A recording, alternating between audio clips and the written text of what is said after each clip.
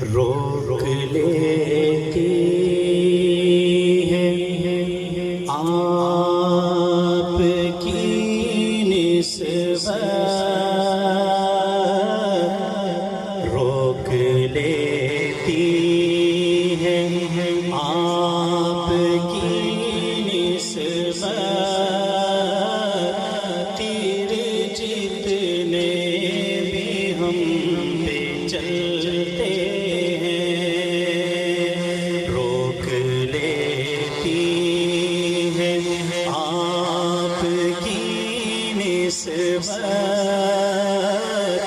تیر جتنے بھی ہم پہ چلتے ہیں، یہ کرم ہے حضور کا ہم پر، یہ کرم ہے حضور کا ہم پر، عذاب ٹلتے ہیں، یہ کرم ہے۔ یہاں جو شاعر نے فرمایا نا یہ آنے والے عذاب ٹلتے ہیں، ابھی مجھ سے پہلے ایک بچی تقریر کر رہی تھی کہ کیا ہم آزاد ہیں؟ اس میں جو بچی نے چیزیں گنوائی ہیں یہ ساری وہ چیزیں ہیں کہ جن کی بدولت ہمارے اوپر عذاب آنے چاہیے۔ وہ کون سا گناہ ہے کہ جس کی بدولت پچھلی قوموں پہ عذاب آئے اور وہ کام ہم نے نہیں کیے ہیں؟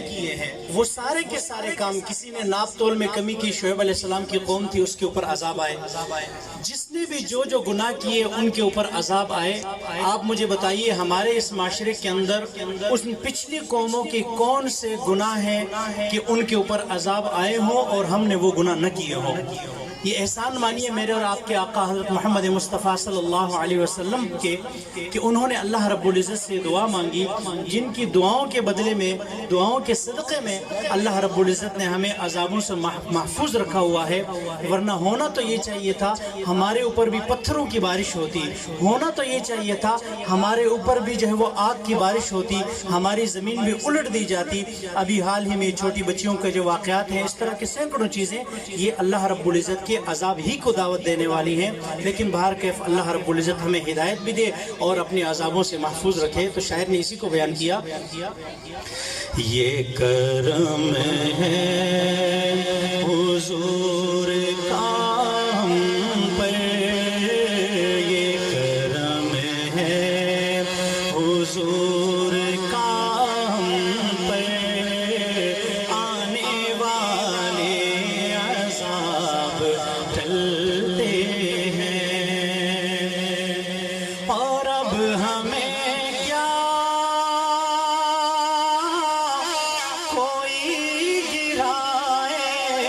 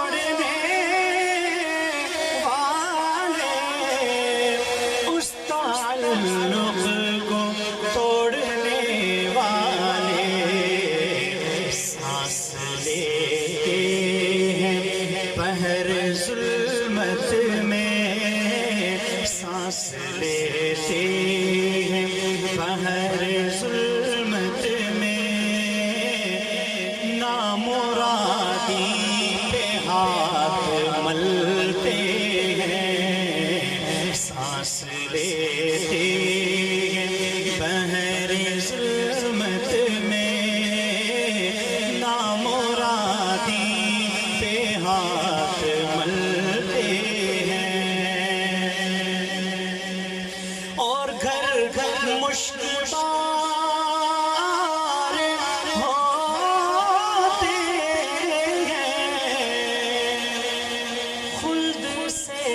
ہم کنار ہوتے ہیں، اور گھر مشکبار